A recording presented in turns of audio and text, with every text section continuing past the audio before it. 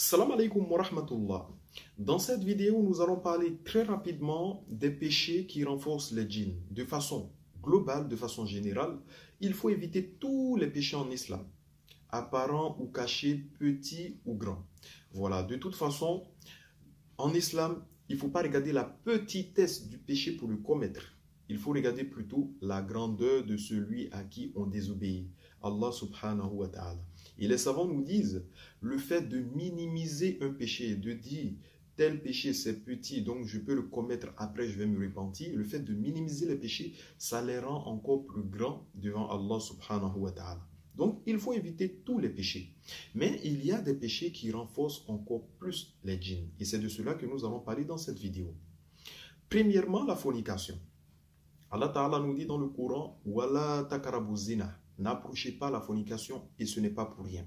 Je vais vous donner un exemple pour rendre explicite ce que je suis en train de dire. Par exemple, le prophète Mohammed alayhi salatu wassalam nous dit, le voile qu'il y a entre les yeux des djinns et notre nudité, c'est le fait de dire Bismillah. Quand tu dis Bismillah, cela met un voile entre toi et les djinns lorsque tu te dénudes. Et dans un autre hadith, le prophète alayhi salatu wassalam, avant de rentrer dans les toilettes, il disait Bismillah, ô Allah, préserve-moi contre les djinns mâles et femelles. Donc ça, vous voyez, c'est dans le cadre halal. Ça veut dire que tu n'as même pas fait un péché. Si tu ne dis pas Bismillah, si tu ne fais pas des évocations, les djinns, ils peuvent te voir et ils vont être stimulés sexuellement. Parce qu'il y a une certaine compatibilité sexuelle entre hommes et djinns. C'est ce qui fait souvent, il y en a qui ont des djinns amoureux, ils ne savent pas comment ils ont eu. Peut-être parce que vous avez négligé le fait de dire Bismillah avant de vous dévertir. Il y a même des bénédictions à faire avant de passer à l'acte avec sa femme ou bien avec son mari. Maintenant, imaginez quelqu'un, subhanallah, qu'Allah nous préserve, qui est dans la fornication. Est-ce que cette personne-là peut dire Bismillah? Ou bien est-ce que cette personne-là peut faire des évocations? Non, parce qu'on ne peut pas dire Bismillah pour désobéir à Allah. Donc, quand une personne fornique, c'est porte ouverte pour les djinns. Et je parle de tout type de fornication. Le fait de regarder les images à caractère sexuel, les vidéos à caractère sexuel, voilà, tout rapport en dehors du mariage, tout péché sexuel, ça attire les djinns. Et malheureusement, il y a beaucoup de personnes aujourd'hui qui sont dans cette situation. Donc, il faut éviter la fornication. Deuxièmement, le péché aussi que les djinns ils aiment, c'est le jeu. Se nourrir de l'argent qui est haram, vendre des produits illicites, la drogue, la cigarette, l'usure, riba, se nourrir de l'argent qui est haram, ça fait qu'il n'y a pas la baraka dans ta vie. Donc tout ce que tu fais, c'est porte ouverte pour les djinns. Il faut éviter cela.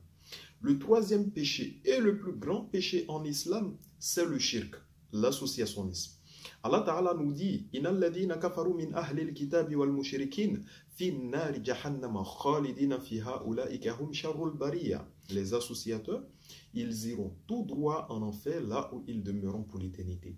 Donc le shirk, l'associationnisme, c'est le plus grand péché en islam. De façon générale, quand on parle du shirk, il y a le fait d'adorer des idoles, pratiquer la sorcellerie, consulter les devins, l'astrologie, l'horoscope, tout ça c'est du shirk, c'est de l'associationnisme.